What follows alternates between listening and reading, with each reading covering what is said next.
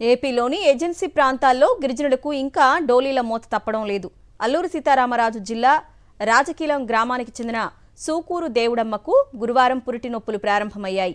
గ్రామానికి అంబులెన్స్ వచ్చే పరిస్థితి లేకపోవడంతో కుటుంబ సభ్యులు ఆమెను డోలీపై గుమ్మంతి గ్రామానికి తరలించారు. అక్కడి నుంచి అంబులెన్స్లో కోటపాడు ప్రభుత్వ ఆసుపత్రికి తీసుకెళ్లారు.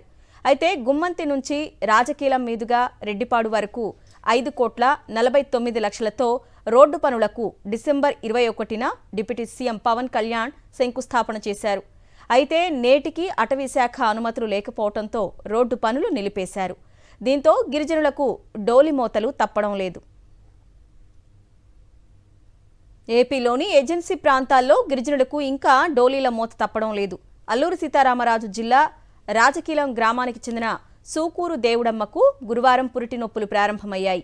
గ్రామానికి అంబులెన్స్ వచ్చే పరిస్థితి లేకపోవడంతో కుటుంబ సభ్యులు ఆమెను డోలీపై గుమ్మంతి గ్రామానికి తరలించారు. అక్కడి నుంచి అంబులెన్స్లో కోటపాడు ప్రభుత్వ ఆసుపత్రికి తీసుకెళ్లారు. అయితే గుమ్మంతి నుంచి రాజకీలం మీదుగా రెడ్డిపాడు వరకు 5,49,00,000తో రోడ్డు పనులకు డిసెంబర్ 21న డిప్యూటీ సీఎం పవన్ కళ్యాణ్ శంకుస్థాపన చేశారు.